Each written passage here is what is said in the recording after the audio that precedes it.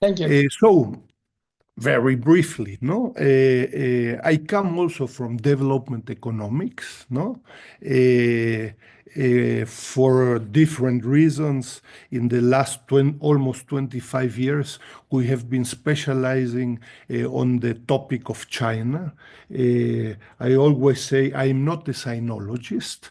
Note the irony. You have good sinologists that start 1000 before Christ, and if they do not get to 1000 after Christ, that's okay for them. No, we start in 2025, and if I don't get to 1000 after Christ, I don't have a problem with it either. No, so we try to analyze the political economy, the socioeconomy of China from a Latin American and Caribbean perspective, and this is relevant. This is, you can examine, analyze China from Berlin, from Mexico, from Beijing, and you will come up with different results. No, I would simply highlight in the time I have two topics, some recent research that has been going on in Latin America together with colleagues from all over the world, including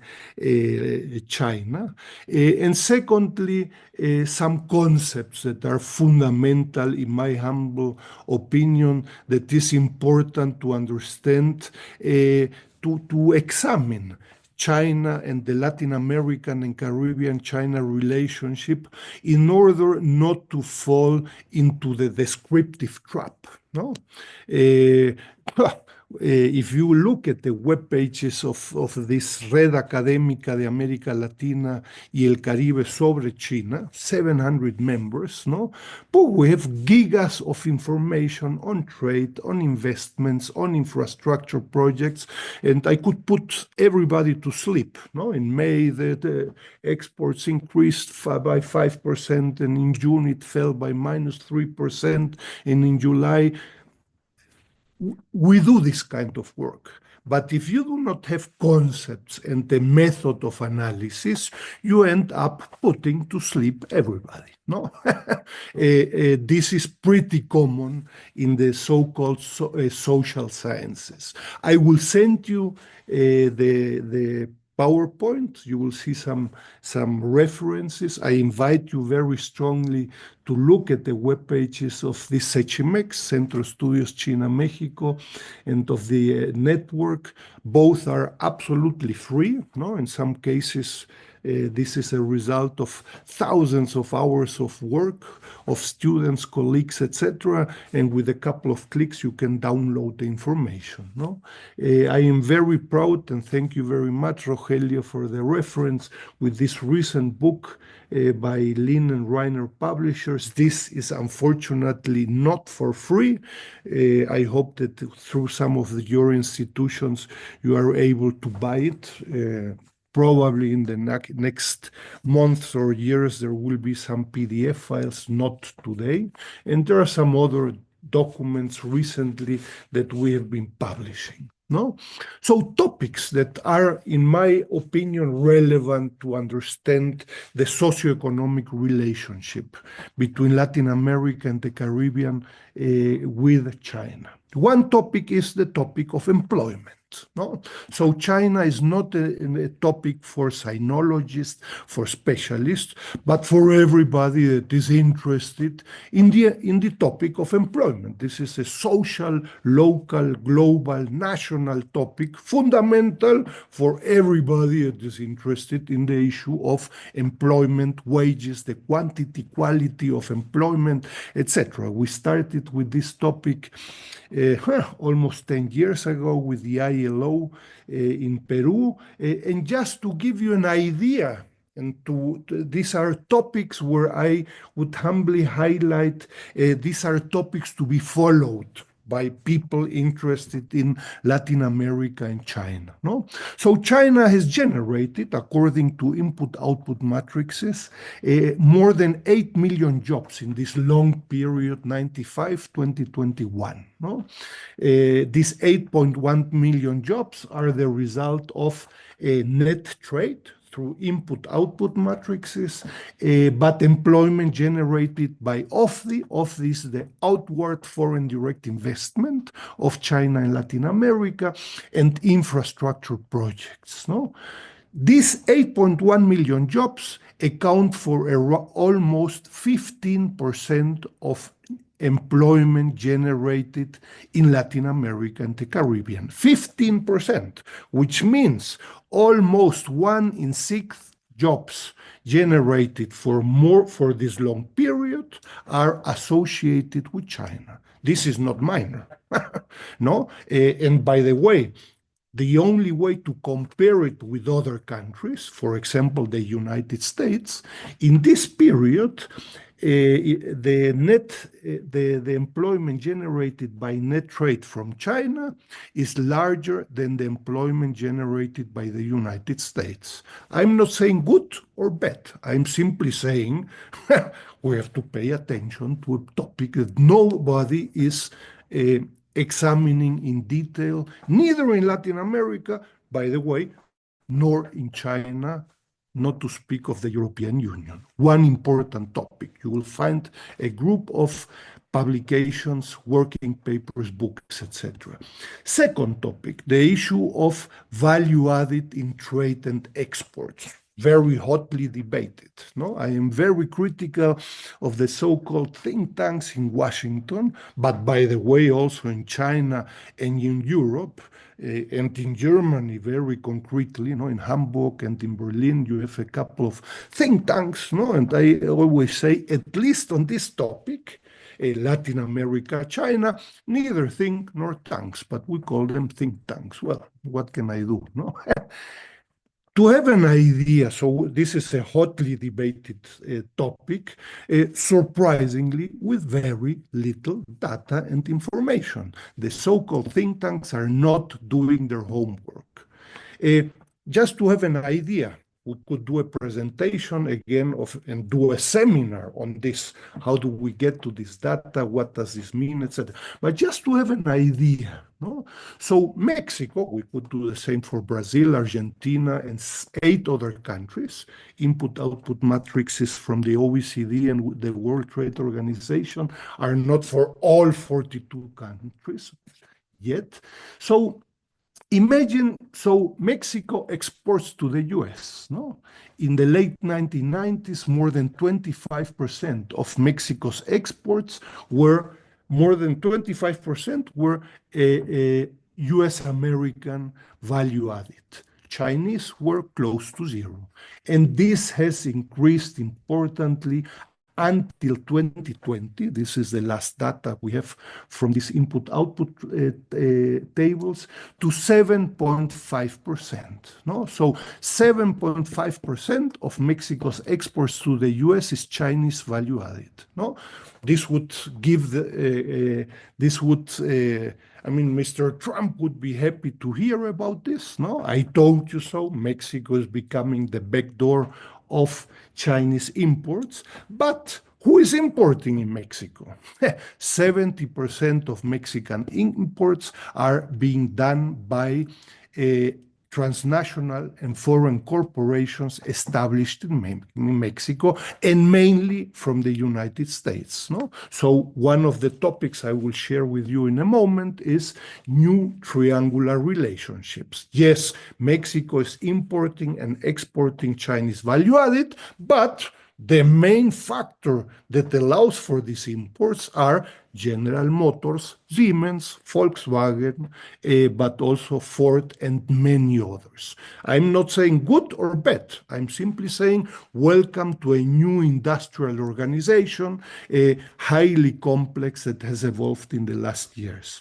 I will go more quickly. A recent publication regarding the impact of China in the everyday life of Latin America. Surprisingly, a topic very little examined and analyzed in academics. No, I say jokingly, let's imagine a day without China in Latin America. No, we would walk barefoot, without underwear, telecommunications would not work, subways would not work, airports and ports would not work. Very difficult. So a book, 400 pages, looking at a group of impacts and effects on everyday life of China in Latin America. Finally, we have a monitor on China's investments in Latin America, but in this book, published last year, Latin America, surprise, is also investing in China. No? So 15 translatinas from Chile, Argentina, Brazil, Mexico, Peru, among others, investing for 20 plus years in China. Very interesting. No? Again, not good nor not bad, but simply to understand the new complexity in the 21st century between Latin America and China. If you're interested in some of these topics, again, I very strongly invite you to this seminar that we will hold at the end of May, 110 plus presentations, 6 keynote speakers for free, 100% by Zoom, no? 3 very intensive days of presentations from people all over the world. I finish with a group of concepts that I believe are important to understand China today, based again on a group of experiences and research in the last 20, 25 years. I invite you to consider the concept of a globalization process with Chinese characteristics. Again, I am not saying good or bad. I'm simply saying consider that China, since 2013, and President Xi Jinping is proposing a new globalization process, no? With Joseph Stiglitz, Roderick, and many other discussions on who is benefiting the 1%, the 10%. China is humbly today proposing a globalization process. I would highlight with a group of concepts, not only an economic process, it includes Confucius institutes, cultural institutions, etc., in which infrastructure projects are the basis of its own domestic development in the last 40 years, known as the process of reform and opening up, no?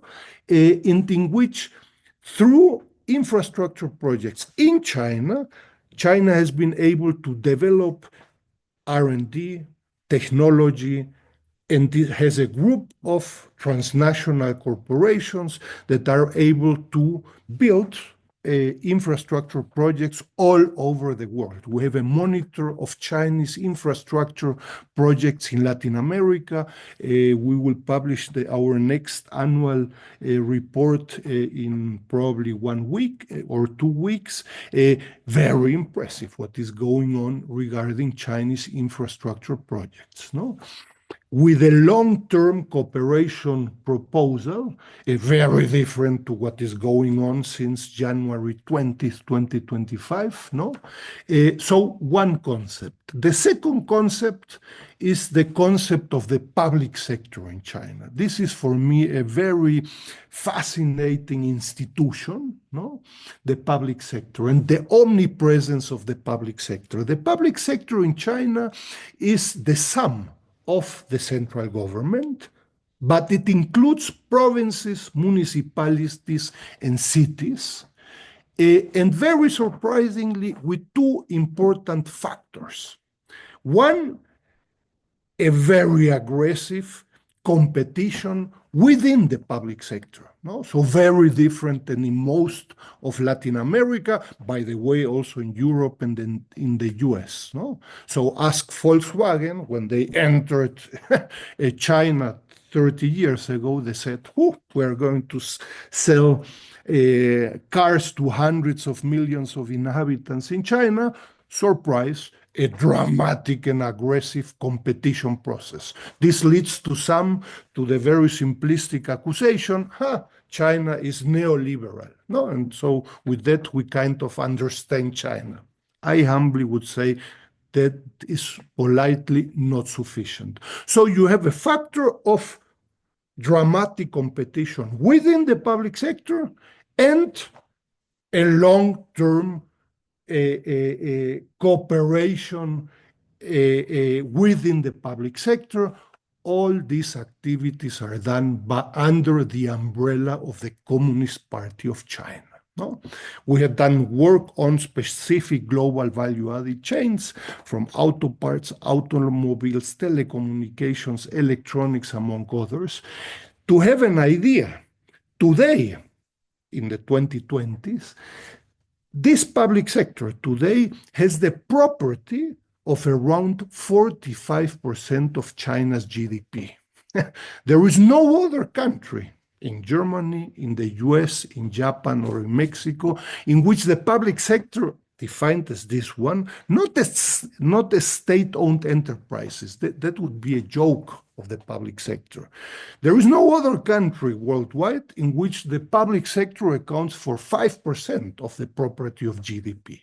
In the case of China, this is 45%. No? So the question, does China do an industrial policy, does not understand the political economy of China today. No?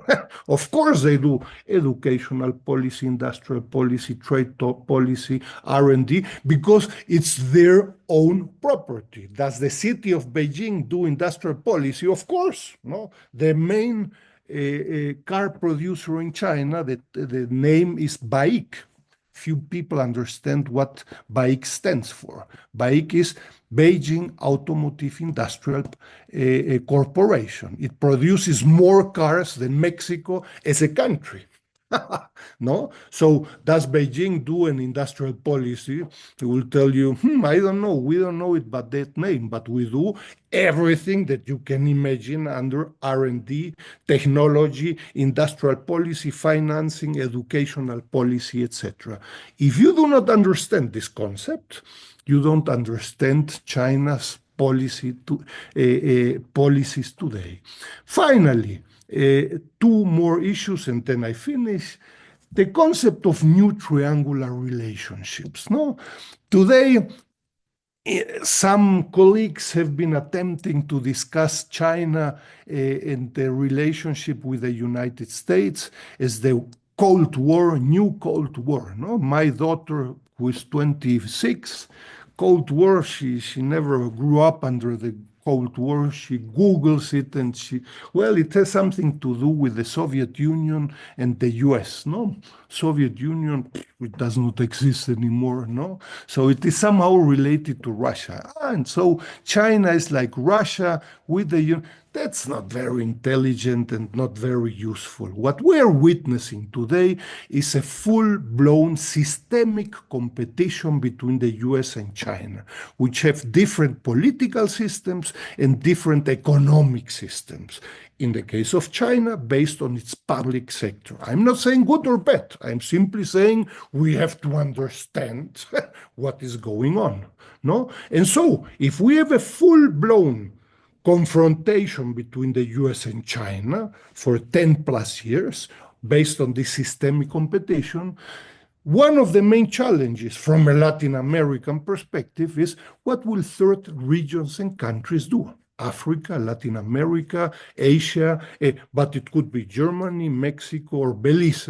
What are we going to do regarding hundreds of topics? The confrontation is not only regarding innovations and R&D and electric vehicles, which are very fashionable, but this is about tourism, flights between the US and China, closing 100 plus Confucius Institutes in the US. You don't have one Confucius Institute in the US. No? So new triangular relationships. You will find a group of publications for more than 10 years regarding the analysis of new triangular relationships. Finally, an invitation to distinguish topics in the Latin America and Caribbean China discussion. No? So in Latin America, in China, the topic is very fashionable, no? And I would highlight that in many of these analyses, also in think tanks, researchers, whatever, we end up with green juices, no? Jugos verdes. You don't exactly know what you drink, but it is very healthy, no? So you put nopales and orange juice and whatever you find, and you have a green juice, no? This is what is going on in many newcomers that are analyzing the topic of Latin America and China, which means they put a little bit of trade. They start with the now 500 years ago, and they end up with the 5 and 6G, and they end up saying we have to improve the cooperation between Latin America and China. No? That I knew 50 years ago. Today, you will find detailed analysis on trade, specific global value chains, territorial impacts in specific countries, on financing that doesn't have anything to do with trade, on investments in Argentina, in regions within Argentina, debates on the methodology of analyzing investments and accounting for the statistics that are very different. You cannot simply use the statistics, neither from the European community nor from MOFCOM or from the Secretaría de Economía in Mexico. You have to understand the methodology to understand why, in some cases, statistics differ by 800 or 900%. No? So you cannot simply copy and paste what MOFCOM or Secretaría de Economía is telling you. No? And finally, infrastructure projects that are very different than investments, financing, and trade. You will find books, analysis, discussions, for example, at this 7th international seminar. Finally, the concept of security shoring. No? In the case of Latin America, you will find in the last 2 years the very fashionable concept of nearshoring. I always say jokingly, you have lots of shorings, no? Onshoring, offshoring, friendshoring, ally-shoring. I come from industrial organization. And you say, excuse me, what do you mean by these shorings? No? So usually the response is, yes, it's a relocation of processes and of segments of value-added chain. In the case of Mexico and of Central America, this has been going on since the 1960s. So we are speaking of 60 years. So this is not something really new. I humbly, and I don't have sufficient time and I'm talking too long, but I would humbly invite you, since we are in this inflationary discussion of shorings, I would humbly invite you to consider the concept of security shoring. What does this security shoring mean? If you read Janet Yellen, Biden, Jake Sullivan, the White House, since 2022, 2023, and very strongly with the Trump administration, the proposal is, in our relationship of the United States vis-a-vis China, our national security will be the main topic vis-a-vis or against China. No? What does this mean? Well, it means that free trade, innovation, culture, exchanges in the academic sector, all of them will fall under the heading of national security. Look at the executive orders since January 20th. They all start. I am worried with the national security. Because of this, the executive order discusses tariffs, fentanyl, migration, and whatever. No? So our economic security is national security, no? As Trump highlighted in the White House. No? And so I would say this is a much more intelligent concept in time and space, and not going back to the 1960s. No? Based on these concepts, I would highlight you can start discussing detailed analysis on institutions that are working in Latin America and in China and in Europe, if you want to, think tanks, no? On the Latin America-China relationship. You will find hundreds of topics regarding trade, investments, financing, infrastructure, cultural exchange, etc. Look at the web pages of Sechimex and Red ALC China with lots of conclusions, dialogues, policies, etc. A very vivid discussion. I would humbly propose you not to reinvent the wheel. No, in some cases you will find lots of analysis in Argentina by business organizations, by the public sector, by academics, no, and engage in these discussions. You don't have to start from zero. Oh, you know what? I came up with the idea of Chinese investments in Costa Rica. So let's begin from zero. No. You will find 10, 15, 20 papers, statistics, discussions, seminars, etc. And what is going on in many of these think tanks in DC, in Europe, also in China and Latin America, is they are reinventing the wheel. No? So integrate to the already existing debates and discussions. And I leave it there. I talked much too long, but I hope it was more or less clear. No? Thank you very much, Rogelio. Thank you very much, Enrique. Well, so we'll just shift into this conversation, and I will just give also the floor to Gabriela so that she can also start with the questions, and then we continue. Thank you so much, Professor Dussel. We're going to start this round of questions in English and slowly also move to Spanish to make it really inclusive of this very diverse audience we have tonight. First of all, I would like to thank you for taking us to deep thinking away from this very contextual analysis, descriptive analysis that now dominates the debate. And I would actually like you to tell us a bit more about what you understand as globalization with Chinese characteristics. We know that China as a trade, finance, infrastructure, technology partner has changed the global economy, has had huge impacts in Latin America. Could you help us understanding what do we learn by looking at globalization with Chinese characteristics away from this bilateral approach that you mentioned that will compare Costa Rica and China, Ecuador and China? What is the use of this concept, and how is the Chinese globalization different, or globalization with Chinese characteristics, to be specific, different from the US-led model that was dominant in the decades before this? So let's start from there and see where we go. Mm-hmm.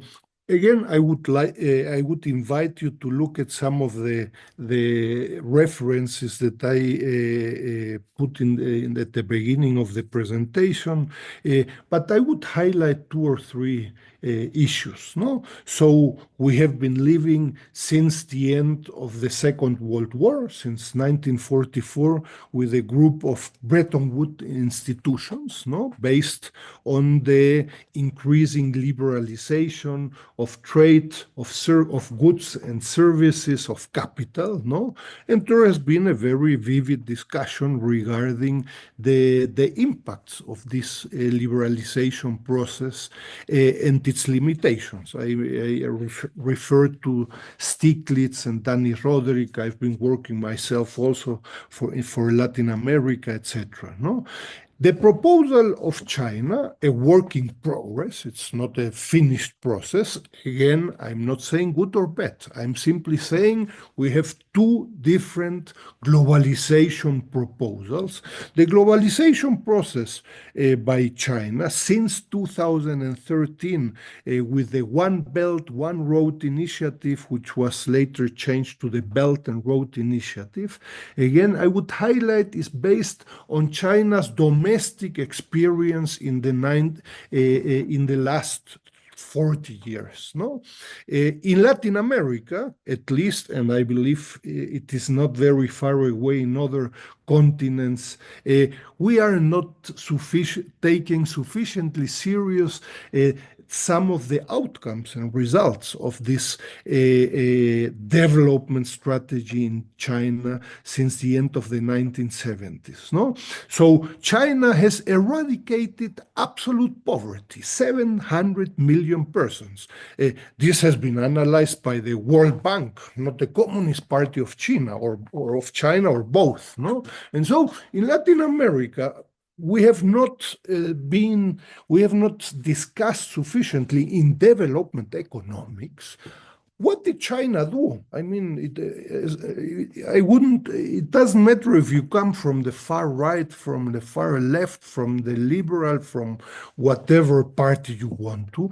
What are these guys doing that we are not doing? According to CEPAL, Latin America has not been able to diminish absolute poverty. What is China doing? No? Again, taking out of absolute poverty 700 million persons, and by the way, allowing for an impressive upgrading process in terms of technology, etc., which is at the heart of the competition between the US and China, and by the way, also with Europe. No? Volkswagen is today learning that China has upgraded and has a better technology in a group of global value chains, and this is incomparable to the competition 10, 20 years ago, even 5 years ago. No? So China proposes under the umbrella of the Belt and Road Initiative, I would tell you, dozens of initiatives regionally for Africa, for Latin America, for Asia. In the case of Latin America, for example, there is the CELAC China Forum. No? CELAC is this Cumbre de Estados de América Latina y el Caribe. The next meeting will be in 3 weeks on May 13th. No? Very important for the Latin America-China relationship, very difficult under this confrontation between the US and China. And so this CELAC China Forum, so this globalization process with Chinese characteristics is, I invite you will find this in some of the publications. They have, of course, long, very formal speeches and commitments, etc. But I invite you to look at the working programs, no? 3 working programs since 2015, where China, at the end, if you want to, proposes a portfolio of activities, hundreds of options, a portfolio in which even countries that do not have diplomatic ties with China, Guatemala, Paraguay, could engage in this CELAC China working program. So at the end, note the irony, a country could say, you know what, I am not sure what to do with China. So China is proposing from ping pong tournaments to nuclear plants. And in between, special economic zones, cooperation in exchange, infrastructure projects, transfer of technologies, etc. What do you want to do? El Salvador, Mexico, Brazil, or Argentina? No, you know what? I'm not sure. Let's keep it on a ping pong tournament. Note the irony. Or, you know what? We want to engage. President Correa in El Salvador, in Ecuador, 10, 15 years ago, we are going to build dozens of infrastructure projects that changed completely the energy grid of Ecuador. Again, discussions, you will see lots of empirical analysis, pros and cons, no? But this is serious. No, this is not just a commitment and let's improve cooperation for 2,500. No, this is today. Do you want to engage in infrastructure projects? We can do it. We have done it. This would be the Chinese stance if you want to. You don't want to do it, okay, that's okay. We are doing it with Vietnam, Ecuador, and Guatemala. If you don't want to do it in Mexico, that's fine, no? Infrastructure projects, again, are the most sophisticated and complicated relationship between Latin America and China and the Caribbean. Why? Because it is much easier to import an iPhone or a pencil from China. That's easy. If you want to do an infrastructure project, you have to know supplier systems, firms, legal issues locally, regionally, nationally, the environment, labor issues. Much more complicated than simply importing a car or a battery, no? So, thank you, Enrique. So, well, to continue with an additional question in English. So, what you are just mentioning, it looks more like a tsunami, you know. Chinese progress over the years has been impressive. But I want to understand these dynamics on the other side, on the Latin American side. I mean, and to understand this, let's say, evolution from also the heterogeneity of Latin America regarding China's role in the global economy. So the question is, how do different countries in Latin America vary in their approach and openness towards China? Can we say there is a common stance, or it is more a passive, let's say, approach, or how has been the evolution of the region in the last years? Look, in this recent book that I published, there is a chapter regarding institutions that work in Latin America and in China on the Latin America-China relationship. I would tell you, in general, it is surprising how weak the understanding and specialization is on China in Latin America by business organizations, by public institutions, even in academics. No, so you have this increasing presence, socioeconomic presence of China in Latin America, but in terms of business organizations, with one big exception, el Consejo Empresarial Brasil-China in Sao Paulo, which is a very powerful institution. With this exception, the rest of the institutions are surprisingly weak. In many cases in Latin America, you simply do not have business organizations specialized on China. No, so you have the Association of Soya Bean Exporters from Argentina. No, you would imagine a powerful institution with a building, 20-floor building, etc. No, they barely have the capacity of examining some statistics. No projects, no proposals, no financing, etc. Academics, very few institutions. It is very fashionable to set up institutes and centers for Asia and Latin America. No, I say Asia has 35 countries, Latin America 42, 35 by 42. You have more than 1,200 boxes. No, and then if you want to study history, political relations, economics, so 1,200 by 5, you have 6,000 boxes. No? And so how many researchers do you have? 2. You say, wow, either you have very intelligent researchers or you end up saying little. No, we have been working and researching on Latin America for 25 years, and the more we do, the less we understand. No? On China, if you want to work on Asia, Japan, Russia, for some, Israel is even part of Asia, you end up saying very little. No, so we have a strong institutional gap between this socioeconomic presence and existing institutions.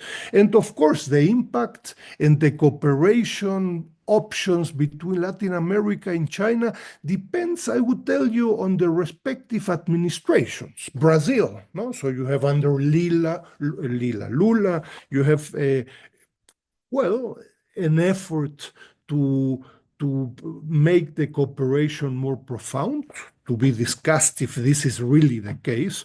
And of course, suddenly you have Bolsonaro in between, where cooperation falls. No, in Ecuador you have again Correa, who I mentioned, and then after Correa, this has practically disappeared. No, so it's not sufficient to say yes, with Ecuador the cooperation with China was very intense, and with Venezuela it was less so. We are working, and this is one of the topics that we want to improve in the short term, putting a list from Argentina to Venezuela, 42 countries, and to see the intensity of their relationship with China in terms of trade, infrastructure, investments, and financing. And you will end up with very surprising results, because for people that know of green juices, but little of Latin America and little of China, they will say, well, of course, the relationship between Venezuela and Cuba with China is the most profound.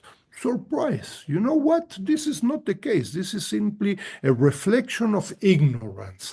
The last credit that was granted by a Chinese institution to Venezuela was in 2015, 10 years ago. And since then, trade financing has been going down, non-existent, and in terms of infrastructure and investments, Venezuela, China, it has been zero. No? So, surprise, it is much more dynamic with Peru, with Mexico, with Chile, and Brazil. No?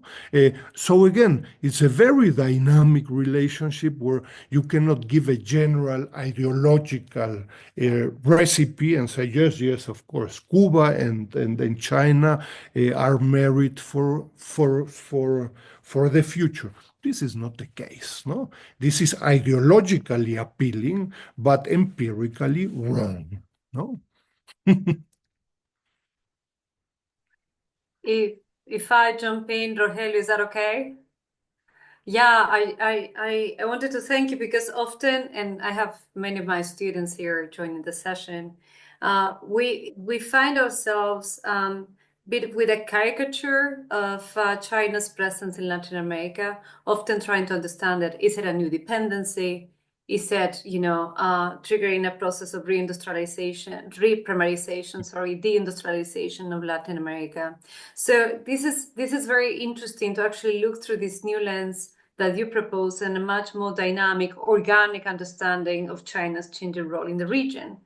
On that note, I would like to invite you to tell us a bit more about what you theorize as new triangular relationship. And I'm posing this question because many of us have been following the news also of the tariff, the trade war, U.S., China, and Latin America caught in between what seems to be this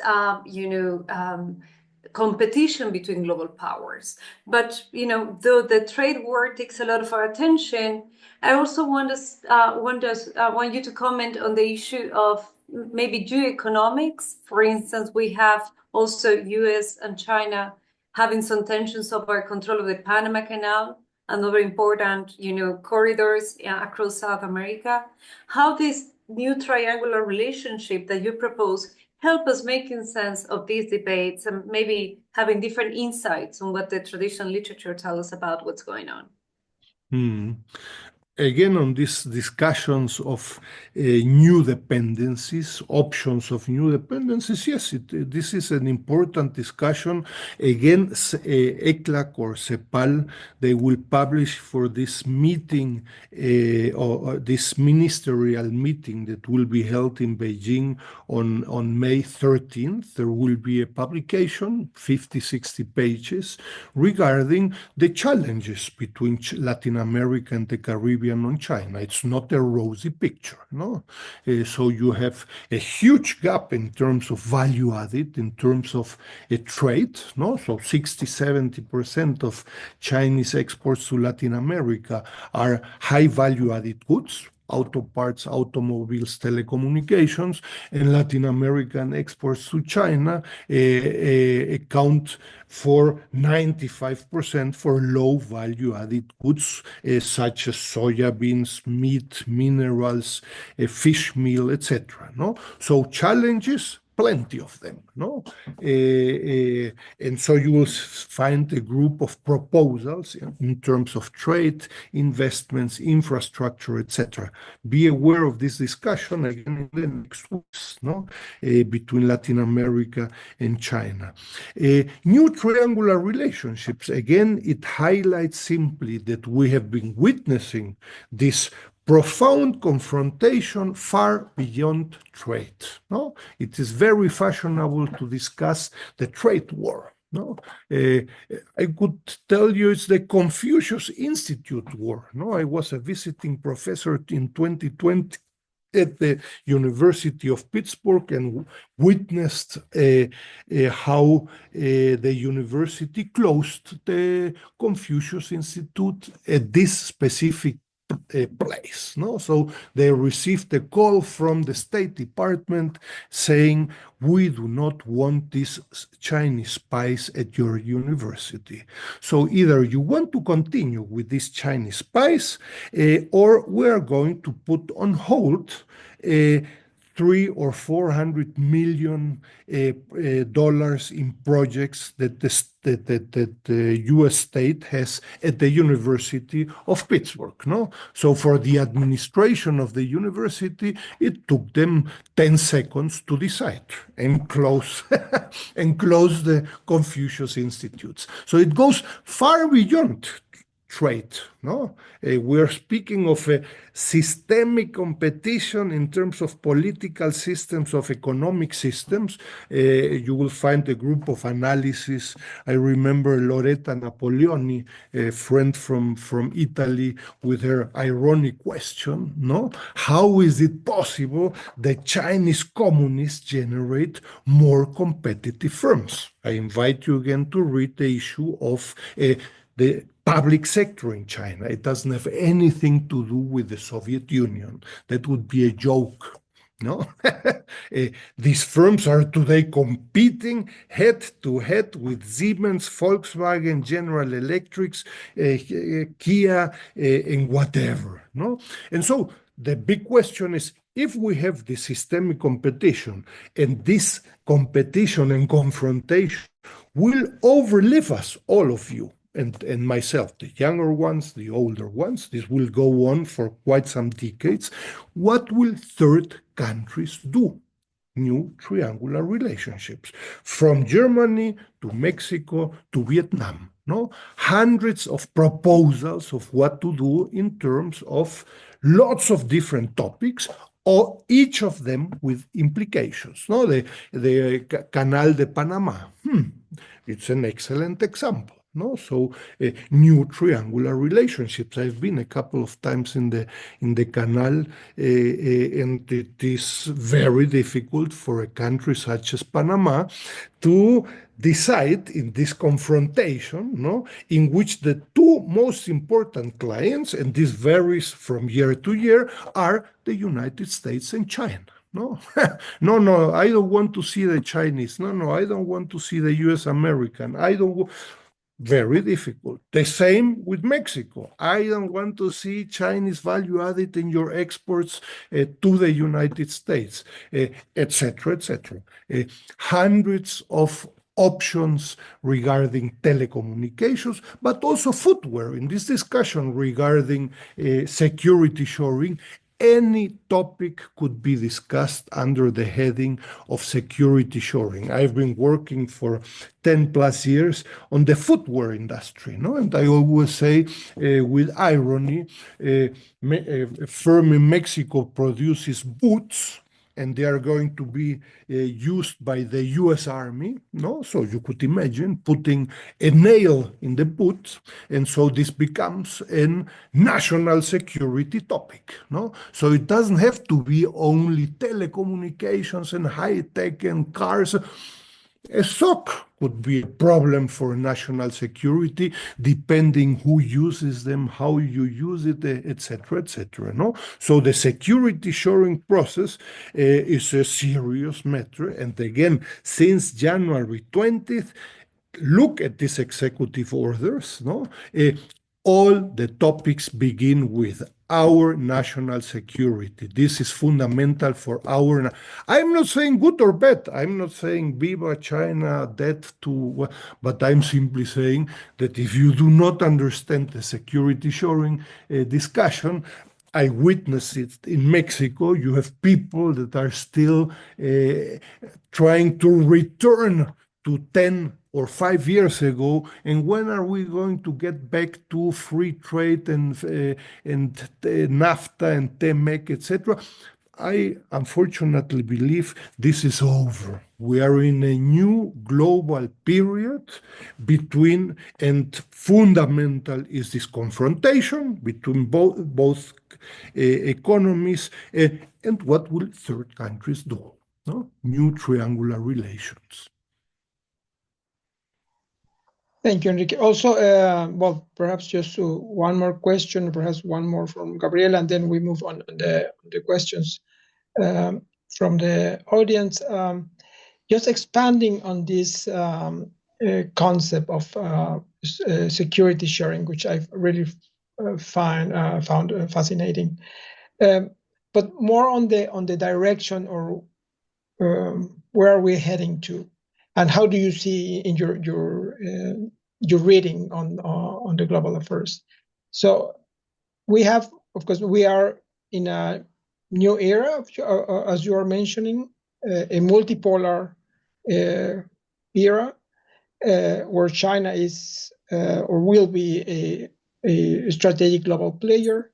But they also have this China 2030 strategy.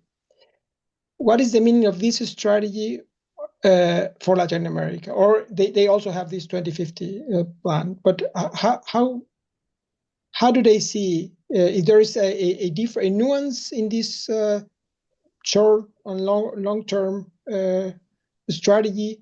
And how do you see also the response from the US regarding China? So it is like two different questions, but interesting just to try to understand the direction we are just moving on. Thank you.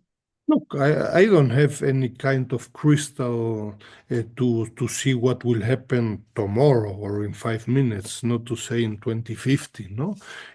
But I believe that we are witnessing a substantial shift in the short and medium run in which China is already taking over regarding new technologies and R&D. No?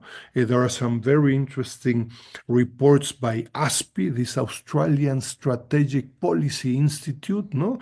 In which they highlight that in the last 5 years, 57 out of 64 global value chains in technologies are already led by Chinese firms. Again, the public sector is fundamental. No? The most private firm in China is Huawei. No, and they are not let into the US because the founder is from the People's Liberation Army. That's the most private one. No, the others are simply property of the city of Shenzhen. No, are they going to pass information to the central government? They are part of the public sector. They will pass whatever is necessary in 30 seconds. By the way, as the US and European firms do. No, legally, illegally, etc. So, will they pass information? Is there any kind of privacy? The question is a joke. No, you do not understand China's political economy. So what we are witnessing, Robert Lighthizer has been publishing a bit. I think he's one of the few thinkers, if you want to, of this group around President Trump. He has been publishing very clearly, we are going to set up a small group of friends of the United States. No? So it's not going to be a new world order or the United Nations, but we're speaking of the United States with Britain and probably a couple of Latin American countries and Asian countries. This is going to be the group of US friends. And the rest are going to be a threat to the US and probably led by China or by BRICS or by other countries. So we are discussing a completely different world order in which institutions such as the United Nations will change dramatically, because I think in 2025, very soon, Trump will say, you know what, my friends, I will get out of the United Systems. This is completely useless for me, including World Bank and IMF and whatever, no? And China will have to decide if they want to finance these institutions, of which they have been very critical in the last 10 or 15 years. No? So China has been creating the Belt and Road Initiative, the Asian Infrastructure and Investment Bank, etc., parallel to the IMF and the World Bank. And what happens if suddenly the US says, you know what, this is useless for me, I will generate a group of friends much more functional to my interests, no? And again, new triangular relationships will be fundamental. What will Vietnam, Mexico, Germany, the European Union do? No? Will they finance the whole of the US in the UN system?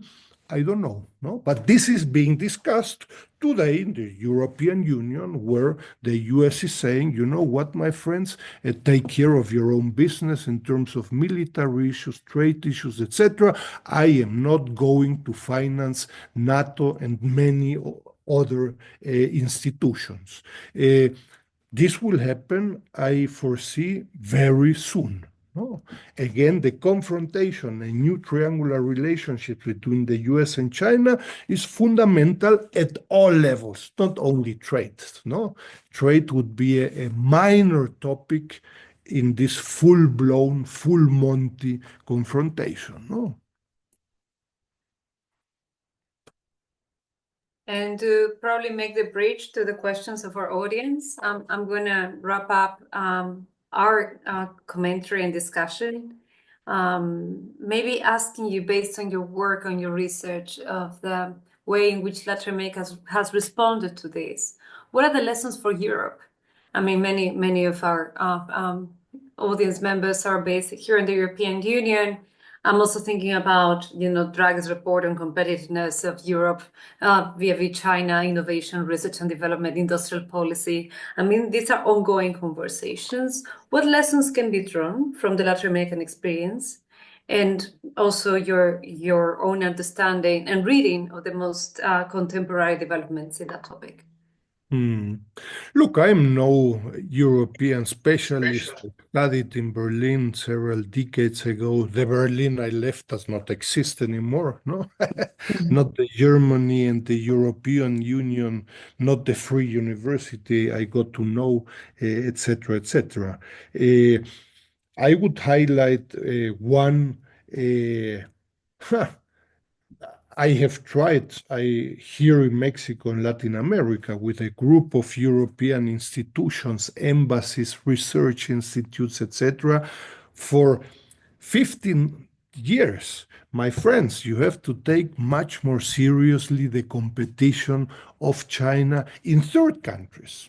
Mexico, Brazil, Argentina, in automobiles, auto parts, electronics, etc. Yes, tomorrow. Nothing, no? A big surprise, you know what, in markets such as Brazil, Argentina, and Mexico, in the last year, 2024, almost 25% of new cars being sold in Mexico are made in China, no? Who are the main losers? The main losers are, well, US American firms and European firms, no? Surprise, no? They've been sleeping and have not been caring about third markets in Latin America. And well, we will have to see if there is a European way in this new triangular relationship. What I can tell you for sure is that the European Union has practically disappeared in this discussion in Latin America and the Caribbean. I do not know of any strong topics that the European Union would highlight in this discussion in this confrontation between the US and China in Latin America. The European Union is simply non-existent, no? This worries me.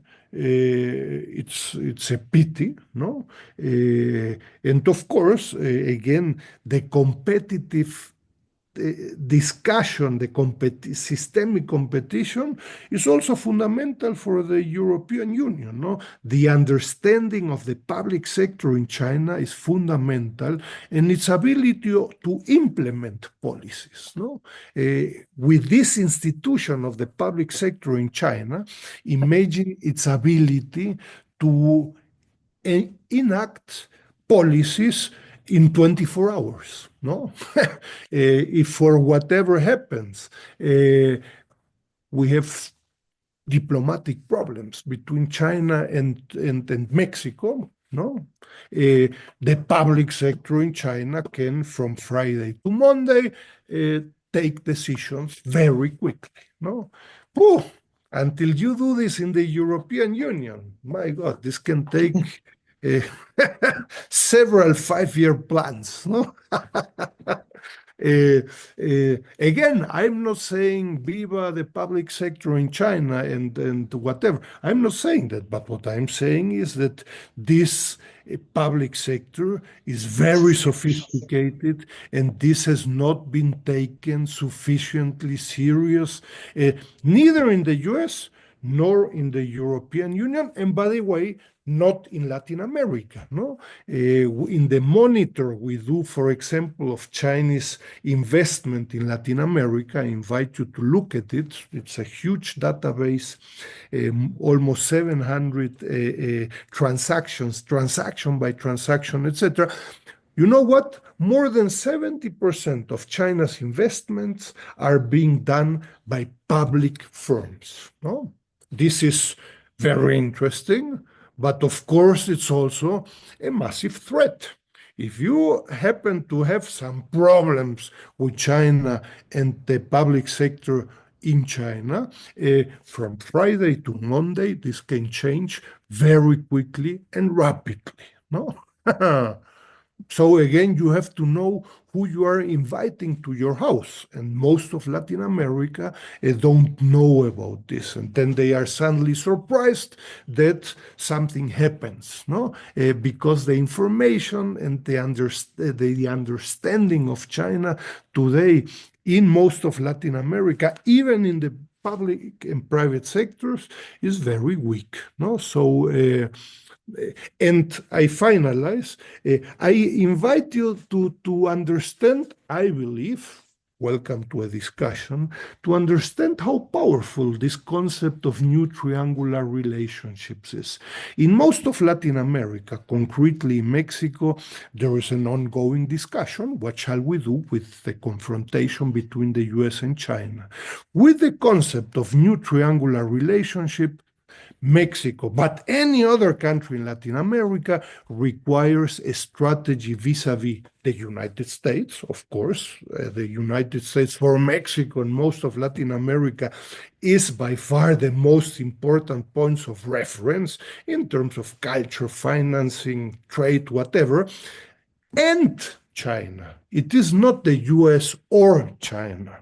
You need a strategy vis-a-vis the US and China, no? And you cannot depend on the new executive order. Mexico, if you dare to go to the Select China Forum on May 13th, you know what? You will have a new executive order in which we will raise tariffs to 1,000%. You cannot depend on that. You need a strategy vis-a-vis the US and China, not or China, based on this concept of new triangular relationship. Some sectors in Latin America and in Mexico play with the idea, well, you know what, we are part of North America, and you know what, the reality is that the US is more important, so let's forget about China. Remember my first picture of, let's imagine a day without China. This discussion of the US or China is today not realistic. Maybe in 20 years, but today this is ideological discussion. This is not based on the socioeconomic reality of Latin America, even for countries such as Guatemala and Paraguay without diplomatic ties with China. No? Okay, thank you very much, Enrique. There are questions from our audience members. Please just raise your hand. Let me see. Preguntas. Bueno, yo voy a hacer una en español un poco para hacerla hacerlo más plural. Un poco también comentando, bueno, retomando esta idea que planteas respecto al, bueno, un poco velada, ¿no? El tema de la creciente autocratización, ¿no? Que hay un debate y una preocupación importante aquí en Europa, sobre todo, no solo respecto a la política de Putin respecto a Ucrania, pero también respecto a la creciente influencia de China en Europa. En Alemania hubo esta discusión importante sobre las inversiones chinas en el puerto de Hamburgo y en otros lugares. Pero bueno, digamos que a partir de este año la preocupación que se tiene en los círculos del desarrollo tiene que ver con la creciente autocratización del mundo y sobre todo el papel de estos nuevos líderes globales que presumen de muchas cosas, pero no tanto de ese carácter democrático como lo entenderíamos en Europa o en otras zonas del mundo, ¿no? No sé cómo ves esta discusión, cuál es tu crítica, en qué medida también está muy sí, exactamente la discusión. No sé, ¿cómo lo ves? Mira, yo te diría en general, con mucho cariño, con mucho respeto, con mucha humildad, pero el viejo concepto del eurocentrismo, viviendo en América Latina, la relación de América Latina con China, este eurocentrismo es fantástico, ¿no? Yo lo he vivido con instituciones y estas fundaciones europeas y alemanas con las que hemos tratado por ahí de hacer algunos proyectos, y incluso yo te diría de muchas de estas fundaciones políticas. No, sobre China no podemos hacer nada porque es autocrático, una dictadura, además no les interesa el medio ambiente, no respetan ninguna regulación ni leyes laborales. Entonces, China es un desastre. No vamos a gastar un evento, un centavo sobre China, porque eso desde una perspectiva europea, pues no es comprensible, ¿no? Y yo creo que ahí Europa, a ver, yo diría, en forma en forma de buscar generar una discusión. Mira, peor de los casos, China está haciendo lo que Europa hizo durante 500 años, China lo está haciendo en 10 o 15 años, ¿no? Entonces, oye, y China está haciendo un desastre ambiental, lo hizo Europa durante 500 años, ¿no? Y China está haciendo un desastre laboral, lo hizo Europa durante 500 años. ¿No? Entonces, exigirle a China que no haga lo que hizo Europa durante 500 años me parece bastante ridículo. De nuevo, la discusión es más puntual, pero yo te diría que en buena parte de los think tanks, debates, discusiones. Mi madre es alemana y ve la Deutsche Welle en México y entonces me llama todas las noches. Oye, Enrique, ¿y es cierto que los chinos se comen a no sé qué y hacen y qué? Digo, no puedes creer todo lo que hace, lo que dice la Deutsche Welle y cualquier otro, ¿no? Parece que China es un monstruo. No es cierto simplemente, o sea, no, buena parte de estas discusiones sobre teoría del desarrollo, etcétera, se han quedado con que China canibaliza el comercio, el medio ambiente, las relaciones laborales, etcétera. Empíricamente es falso. ¿No? Cuando uno ve el monitor de la OFDI de las inversiones chinas al 2025, sorpresa, en energía, la gran mayoría en los últimos 10 años de las inversiones chinas en energía son no fósiles. ¿No? Verdes, si tú quieres. No tengo un banco de datos para hacer lo mismo, para hacer una comparación con la Unión Europea, pero no voy a hacer que las inversiones chinas sean más verdes, sustentables, no fósiles, que las europeas. ¿No? Entonces, seguimos repitiendo, es que China destruye todo.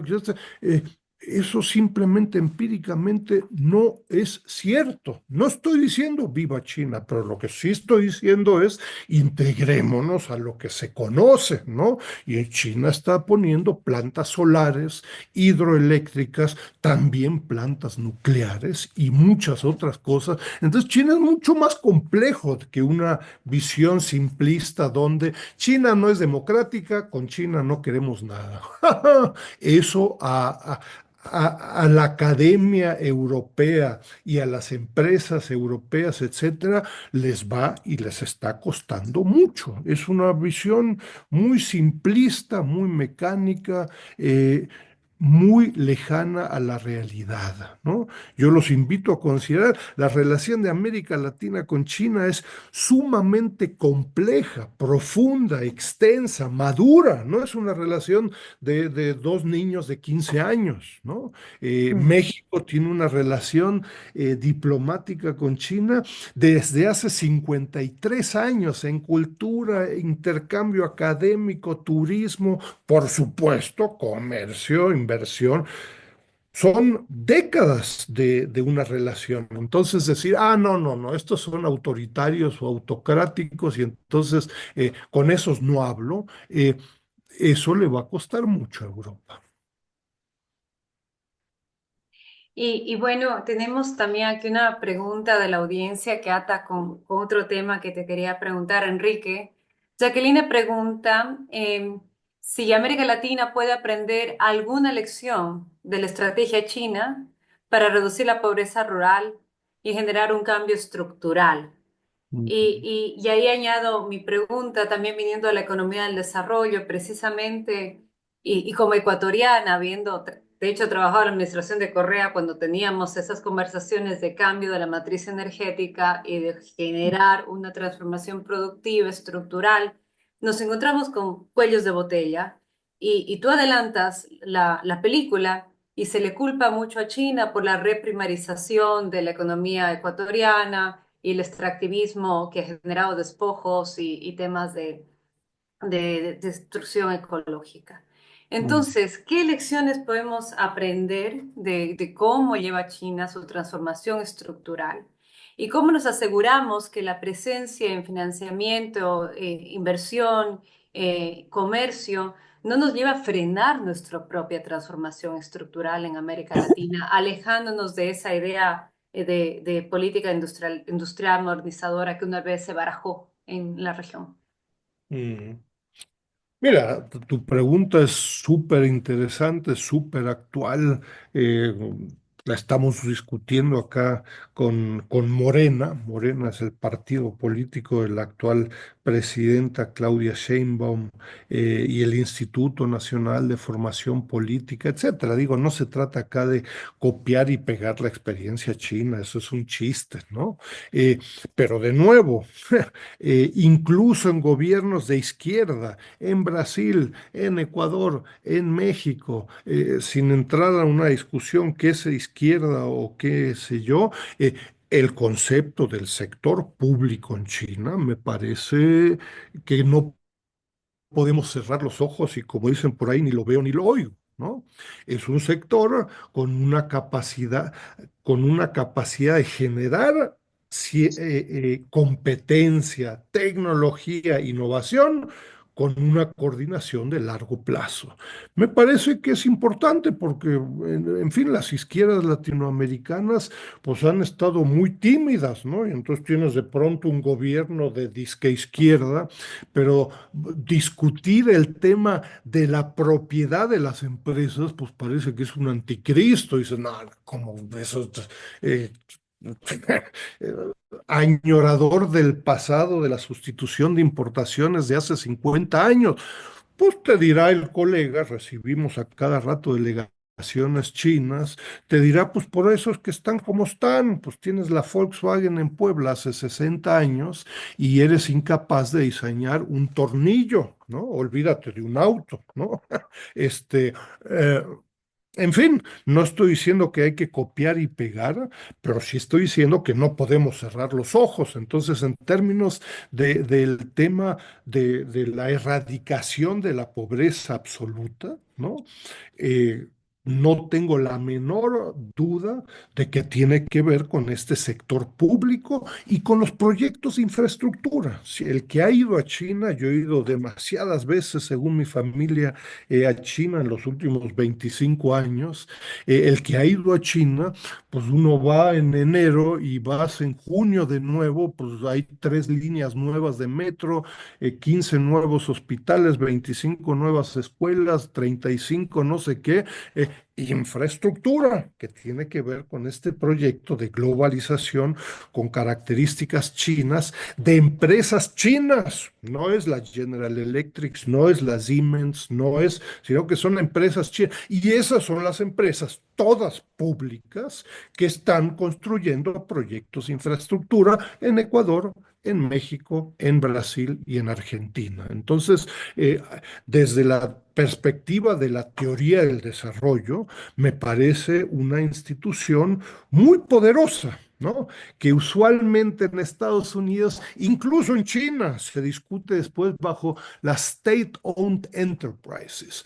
Pues las State-Owned Enterprises son 117 empresas. Eso es un chiste del sector público, ¿no? O sea, si uno amplía el sector público, gobierno central es relevante, no estoy diciendo que sea irrelevante, pero si uno lo amplía a ciudades, a municipios y a provincias, uno se encuentra con un sector público omnipresente, que está en cualquier cadena global de valor altamente competitiva bajo la coordinación del Partido Comunista de China. Ojo, donde, volviendo a la pregunta de Rogelio, a ver, es un partido político, ¿no? Eh, eh, si en la socialdemocracia alemana o en la CDU se toma una decisión, en el partido político puedes tener la libertad de decir, oye, no estoy de acuerdo, bueno, pues salte del partido. Pero en el Partido Comunista de China te aseguro que hay debates, discusiones entre sus 105 millones de miembros, mucho más de lo que mucha gente se imagina. Mucha gente piensa que es la Unión Soviética de hace 60 años. Eso es un chiste, ¿no? Entonces, es un partido político, sí, y si no estás de acuerdo, pues vete con el partido de enfrente, pues es que el partido decidió que se va a hacer 1, 2 y 3. Oye, yo quiero 4. A ver qué parte no entendiste. No, ¿no? Entonces, tienes la libertad de irte a otro lugar. Entonces, en fin, no se puede cerrar los ojos ante lo que se está discutiendo, planteando en China, con grandes retos en China, retos ecológicos, retos políticos, retos sociales, pero con avances sobre lo que en América Latina hemos venido soñando, ¿no? Que vamos a integrarnos como región, que vamos a reducir la pobreza absoluta, que vamos a producir un auto latinoamericano y pues no llegamos ni a una bicicleta, pero bueno, seguimos soñando, ¿no? Entonces, no podemos cerrar los ojos y decir ni los vemos ni los oímos, ¿no? No estoy cayendo en decir, vamos a copiar y pegar. No, no, acá no se trata de copiar y pegar.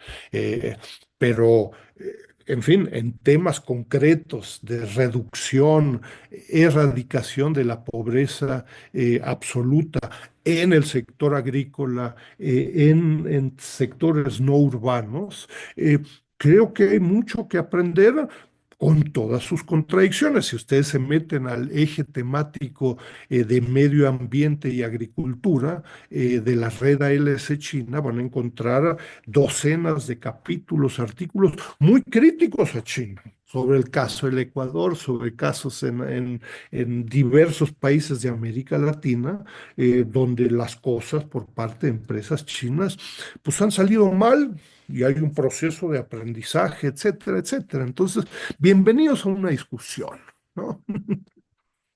Enrique, estamos ya prácticamente terminando. Hay una última pregunta, no sé si te robamos 2 minutos más La veo de de tu yo. tiempo. De Job, dice, how do you see the rapid working age population decline that should start in China this year and the attendant increase in the non-working to working population ratio? Look, Job, the Jagger, people such as academics, friends such as Barry Norton at the University of California in San Diego have been examining this topic for quite some time, worrying on this long-term trend. Yes, no? And again, welcome to an important discussion within China and outside of China. No, it is not a coincidence that the country that is implementing most of the robots worldwide is China. No, everybody would say, "What robotization in China? Come on, you have 1.4 billion inhabitants. What are you going to?" Well, from a perspective of innovation, of upgrading and trying to counter this decline in the population of the working age, etc., there are coincidence, trends, counter trends, etc. No, yes. China's population is declining, no? Although, again, these laws against, or regulations, not laws, against having more than one child have disappeared in the last years. But again, there are tendencies to try to counter this decline of the population, no? I don't know if this will be sufficient. I mean, everything in China is with lots of digits, no? So you have a shift from the population from the rural area to cities, etc., a trend that has been going on. Well, this would invite to another discussion, which is fundamental in the medium and long term. I fully agree with you, but I think again that there are counter trends in China trying to prevent the impact of this decline, ¿no? Muy bien, yo creo que cerramos en español ahora mismo ya. Pues te agradezco muchísimo, Enrique. Agradezco Gracias. muchísimo a los participantes, a Gabriela por tu apoyo, por tu moderación. Yo Gracias. creo que hemos empezado con el pie derecho en este grupo y ha sido no solo una charla muy interesante, sino también el intercambio eh, ha sido muy provechoso. Y nuevamente, pues esperemos que se amplíen las redes de comunicación, de interacción, y que podamos también con este grupo pues hacer más cosas con los grupos, con Chimex, con la red ALS China. Y bueno, pues que sea, digamos que un puente con la región, que es para nosotros, yo creo que lo más importante. Te agradecemos muchísimo, Enrique, por tu tiempo, por tu generosidad. Gracias, Rogelio. Muchas gracias, Gabriela. Y en fin, a los interesados no puedo más que invitarlos a integrarse en estas discusiones, ¿no? Muchas gracias. Gracias, un saludo a Bien, todos. Thank you very much. hasta luego. Bye. Bye. Hasta luego. Gracias. Gracias a todos. Bye.